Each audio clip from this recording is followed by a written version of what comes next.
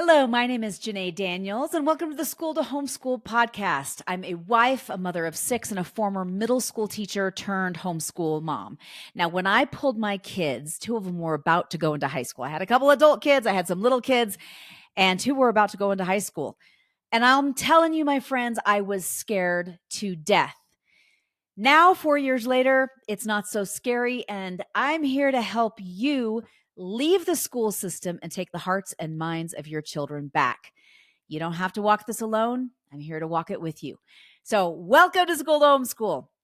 Okay, for those of you that are brand new to School to Homeschool and you're thinking about pulling your kids or you've just pulled your kids, my suggestion is to watch the first few episodes or listen to the first few episodes of the podcast. You can watch it on YouTube, listen on your favorite podcast platform.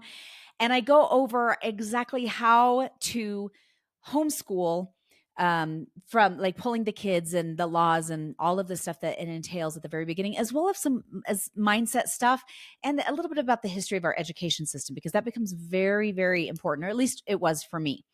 So for the rest of you who've been with me for a while or who've been homeschooling for a while, glad to see you and talk with you again, my friends. I guess I'm not seeing you technically, but you're my heads. My heads. I have 3. You're in my head and in my heart as well. So welcome all of you. I'm very excited to share today's topic. This is going to be a little bit of a shorter episode, but it's one that I've wanted to do for quite a long time, and I just haven't. And it might seem silly to some people, but I'm telling you, this is one of the coolest things that we do in homeschooling, and that is poetry tea time.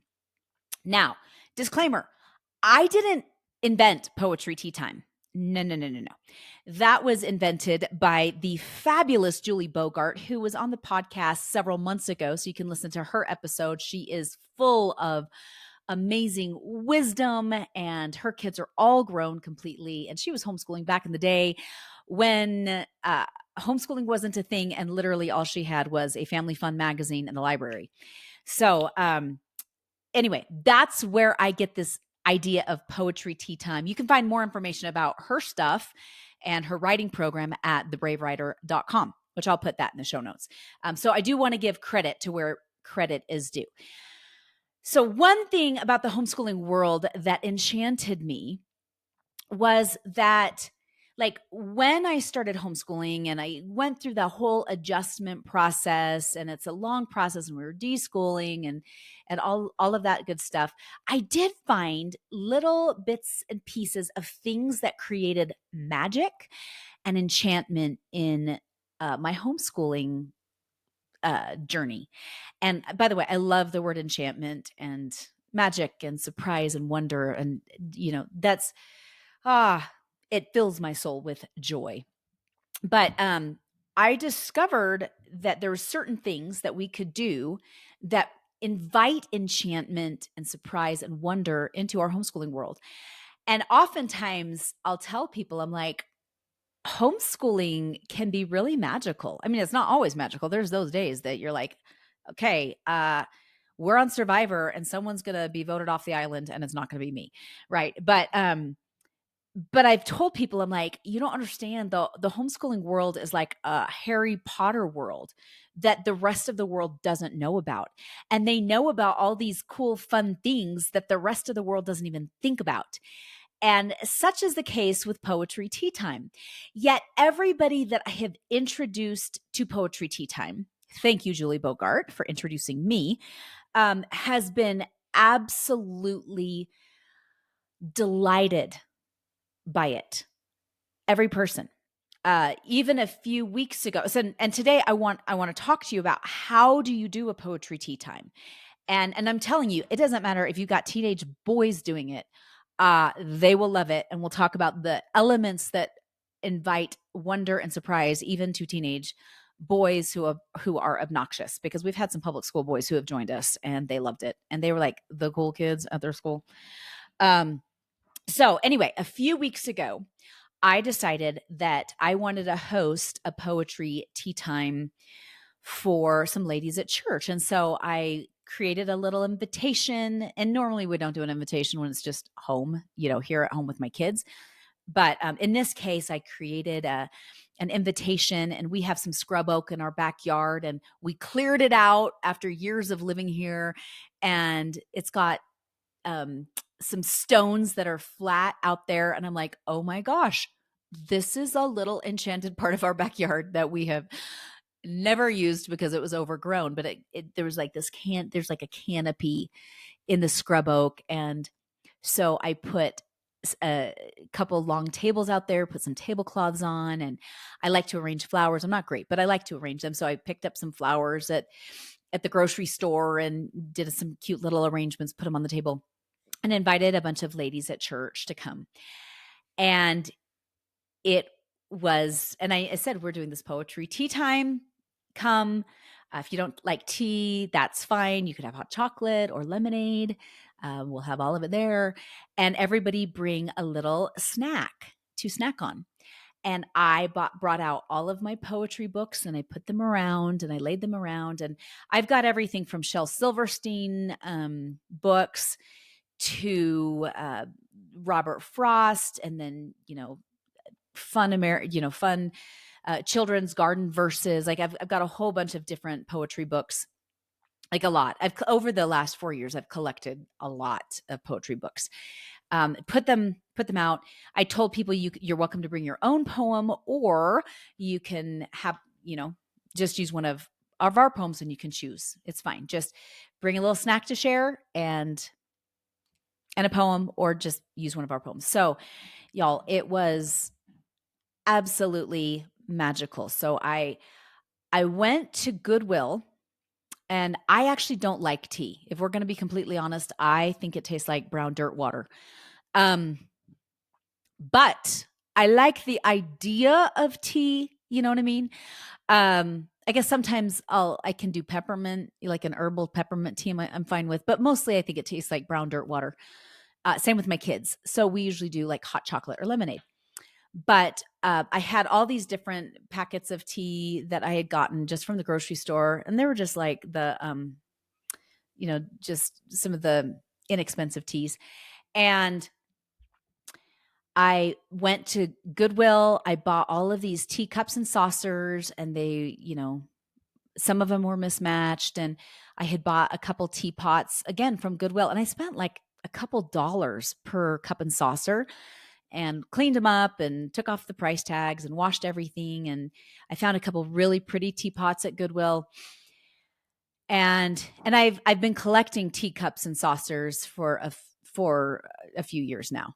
And oftentimes I'll just give them away. If it's not one of my favorite sets, sometimes I'll just give it to the person to take home. But I put out the tea and saucers at each place, and all the ladies brought these beautiful trays of such pretty food. And we went out to the canopy, and I turned on soft music. I've got this playlist that I absolutely love of like enchanting music that I found. I didn't even create it. I found it on Spotify. And I turned that on with a little speaker that we have. And we ate and drank tea, except for me. I drank water. And we each read poetry. And there was one lady who came, and it was all different ages of ladies, my friends. Like, I think the oldest person was in their 70s. And when it came to her turn, she said, I would like to recite a poem that I learned as a child. So she recited the Jabberwocky, and she had it all memorized. And we took turns sharing poems and ate, and it was enchanting. And there was one other person there that homeschools their kids. And they're like, how did you think of this? This was so enchanting and beautiful and amazing. And I'm like, I didn't think of it. It's pretty well known in the homeschooling world. It's called Poetry Tea Time. And the other homeschoolers like, yeah, I mean, we kind of all know about it, or most of us anyway, know about it, and try it with our kids. But all of those women, there was about, I want to say there were like 10 that came, were totally enchanted and wanted to do it again. So my other friend is hosting it in a couple weeks. And they were just enchanted and delighted. And now the ladies are like, I'm going to come in a dress, because I didn't say you have to be in a dress or anything like that. But now they all want to dress up. And one of them expressed, she's like, this was magical. I mean, this was magical. This was so magical. I want to do this with my kids. This was so amazing. And it's not complicated. It doesn't have to be fancy. Now, the one with the ladies, that was more fancy than what I usually do with my kids. But this is how a poetry tea time works. And we do it every couple months. So it's not like we do it every week. I know that there are families that do this every week to introduce poetry to their children. We do it every couple months. So how it works is sometimes I'll surprise the children and not tell them that we're doing a poetry tea time, but they usually clue in when I start setting the dining room table with a tablecloth. And then I get out the teacups and saucers and I put it down. And I always buy or make treats of some sort. And you don't have to get extravagant. You could make tea type food, or you could go to like Walmart or the grocery store and get those little cream puffs, because like that's where my kids get really excited, is because I don't buy things like that usually. So like I'll buy the little cream puffs or the little eclairs that you get in the frozen food section, and I'll cut up some apples and put some caramel on the table and do, dipping caramel, and I might get some brownies or cookies, just a few like little finger foods. And then I put the poetry books all around. And so I invite everybody, we sit down, it takes about a half an hour. We sit and each person gets to read a poem and they can choose. And I don't tell them like, oh, you have to choose something harder, or you have to choose this, or you have to choose that. I'm like, no, you pick a poem that means something to you or that you think sounds cool. And then you get to read it when you're ready. So I wasn't sure when I first started doing this how it would turn out with my boys, because they're boys, let's be honest. And they're sometimes rough. I mean, they're great kids, don't get me wrong. And they're tender-hearted and can be. But I wasn't sure how it would turn out. And y'all, oh my gosh, they loved it. The boys loved it. I think the key is that there was delicious food. You know what I mean? Like, it wasn't like we are going to now sit down and read poetry. No, it was we are going to feast on delicacies and choose a poem to share out loud. And Julie talks about this, that she wanted her kids to have an association with certain things that make the heart happy. And so when we do something like putting out little eclairs and say, this is a special occasion, and for a half an hour or 20 minutes or longer, like when I did it with the ladies, it ended up being almost 2 hours, but they didn't want to leave. They just wanted to just relish in the delight. But with my kids, it's a half an hour, and we sit and they love it. So I've mentioned this in a previous podcast, but my parents came to visit, and for a while, I was the only one of my siblings who homeschooled. Now I have more siblings who now homeschool their kids. But my parents had never seen a poetry tea time. My father, as I've mentioned before, my father was a math guy and a businessman, and not super emotional, not into the arts. He'd probably poke his eyes out if he had to go see a play, although he did love Les Miserables when he saw that. But we did the poetry tea time with my parents, and I laid out all the poetry books, and my father was flipping through, and it's interesting because you give people a chance to sit and eat and think and then look and read. It forces people to read the poems and kind of decide what they want to share, and they take ownership of it. Anyway, so my dad was sitting there just flipping through, and he's quiet by nature, but he found "Oh Captain, My Captain," and he said, "Can I stand up and read this?" And I said, "Sure." So when it was his turn, he stood up and started to read it and teared up. And then we all started tearing up, and it was a beautiful moment with with my parents and with the their grandkids that they don't get to see very often because we live in a different state. And they loved it. And my mom and dad still talk about it, even because we did that our first year with them of homeschooling. And now they can't travel anymore. And yet my mom still holds that memory very precious to her heart. And she said, I loved that. And my dad said, I did too. It was so special. And this is coming from a man who is not an artistic person at all. Not at all. But it was that combination of a beautiful set table with delightful treats that we don't normally have, although you could make little peanut butter and jelly sandwiches and cut them into little triangles and call it good. But it ended up being just this beautiful experience. So it doesn't have to be huge. Again, you could just do cut up fruits and vegetables and dip them in chocolate or whatever. But if you make it special, it means something to them. And it's really simple. So you set the table, you put out poetry books, we say a little blessing on the food, and then people start eating and thumb through the books. And then when they are ready, they share their poem. And we've never had anybody who hasn't wanted to share. So as I mentioned, my daughter said, Mom, can we do it with some of our public school friends? Because my kids still have public school friends. We left the system, but we didn't lose our friends when we left the system. We retained those friends.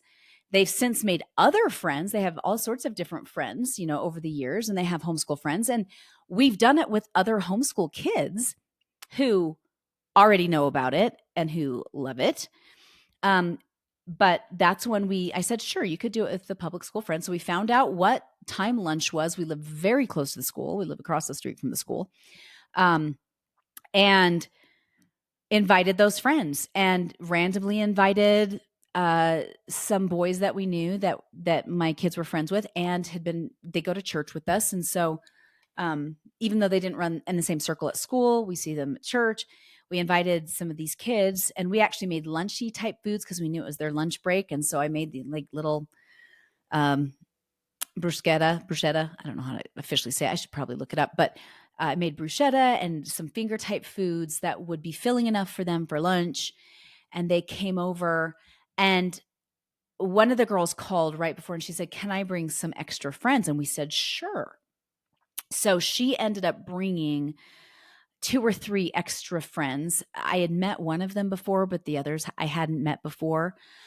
And we did it and they loved it and they had to leave for lunch. And one of the girls goes, I just don't want to go back. I just want to be in the magic right now. I just want to sit here and I love how I feel right now. This was just special. Can I come back next time? When are you doing it again? And I'm like, I don't know, but we'll let you know when we do it again. Because it's like, I love this. I'm sorry for being rude and inviting myself to your house again, but I love this, but that's the reaction that we always get. Now, here's the beautiful thing. How do you think, and what do you think my children associate with poetry? They don't associate some long unit where we're studying rhyme and verse. They recognize it for what it is, an expression of beauty through the written word. That's it. And that's the association that I want them to have with poetry. Now, a couple of my kids are memorizing some poems so that the next time we do a poetry tea time, they can share what they've memorized. Now, Andrew Purua, several months ago when he was on the podcast, talked about memorizing poetry. He has a full poetry unit that you can buy, and then he has a sample poetry unit that you can look up, and it's free. And Kara has memorized one of the poems. It's very simple. It goes like this. It's called Ooey Gooey. And it goes, Ooey Gooey was a worm, a mighty worm was he. He crawled upon the railroad tracks, a train he did not see. Ooey Gooey. That's it. That's the whole poem. It's author unknown. So I can't give credit where credit is due. But that was one of the poems that she memorized with Andrew Purua she memorized that when she was 7. And she loves reciting it, but now she wants to work on a new poem. And yet, and she's working on a new poem. So here's how you do it. You could invite friends. You don't have to just start with your kids. You set a pretty table. You get out some delicious snacks. Put out the poetry books that you have. Check some out from the library. You don't have to buy them. You could check some out from the library.